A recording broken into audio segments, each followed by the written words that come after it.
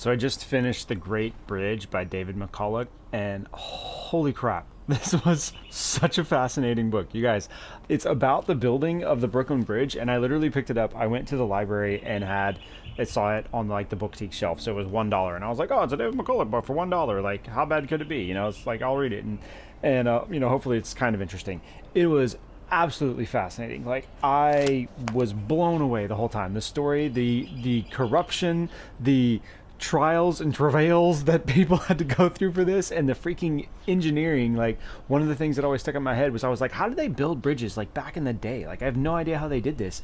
And then he goes in here in this book and he talks about like how they built the caissons to sink the towers for this bridge, and you're like, oh my gosh, who came up with this idea? That's insane.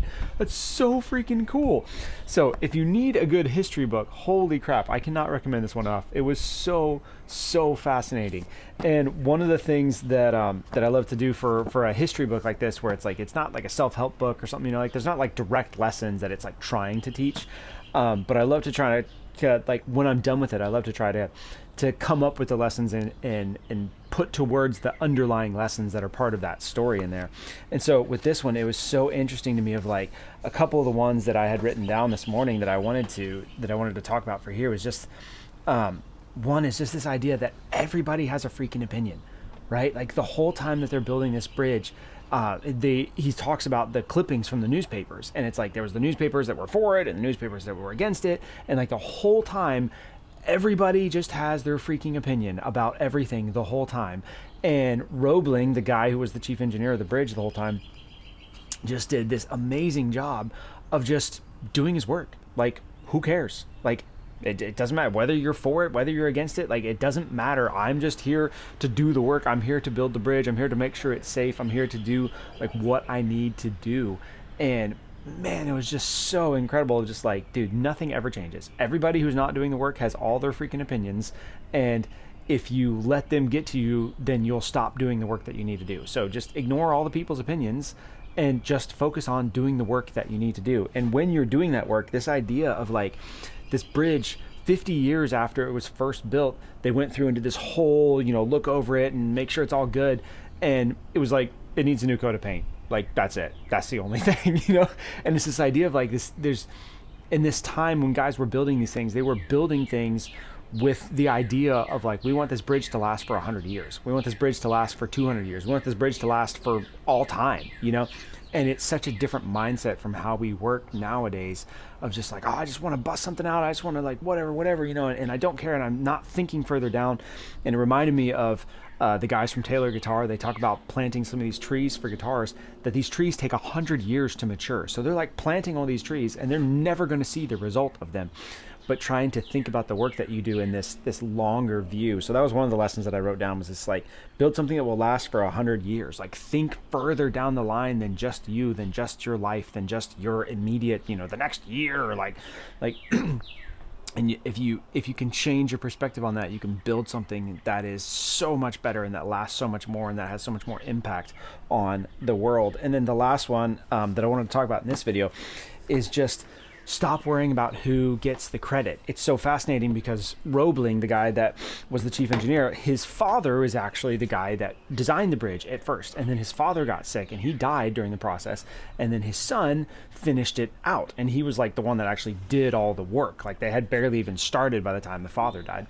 And it was so fascinating because for the longest time, like, people would get super confused about like, which Roebling was it? And, was it the father? Was it the son? And one of the things that the son finally just like came to was, he's just like, I just don't care. Like, who cares? But a ton of people think I died like 50 years ago because they thought that I was my dad and got all confused. And again, it's that same thing of like, it's kind of a different take on that people's opinion thing. It was like, who cares who gets the credit for the thing? If you know that you built it, if you know that you were the chief engineer, if you know that you did the thing that you needed to do, right? Who cares who else knows? Who cares who else thinks about what other people think about it, right? And so it was really fascinating to me to read this whole story. It took 14 years of work to build this bridge. And even afterwards, throughout the whole rest of his life, he's like, people still were like, oh, like it was his father that built that. And he's like, no, like I did it. Like, I did the whole thing, but he just like letting it go and being like, you know what? Like, who cares? Who cares who gets the credit? it's not as important as knowing that you did right. And like one of the things that he did right was like the safety specs of the thing. The bridge was put together with like 15 cables to make up one big cable, and those wires were all spec'd to be 6 times more, to handle 6 times more load than what they were actually going to end up handling. And there was a point where they realized that they had been putting a bunch of bad wire into these cables. And one of the things that happened was like, oh my gosh, it's going to take so much work and so much effort to like pull all the bad cable out. And they did all the math on it, and it was like, dude, even with bad cable, like, it doesn't matter. The bridge is still going to be able to hold 5 times more than what it was rated to hold, because it was originally, we built the specs way up higher than they need to be anyways. You know, we did it for 6 times more than what it's ever going to handle. And so yeah, it's just this idea of like set higher goals, set higher visions, work towards those, and then stop worrying about, 1, who gets the credit for it, and then 2, what other people think about it. Like, decide what you want to do and then commit yourself to going and doing it, and then just go and do it and screw what other people think about it, right?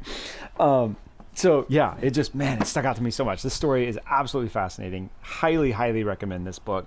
I've never wanted to go to New York in my life, and now I'm like, I have to go see the Brooklyn Bridge. Like, oh my gosh.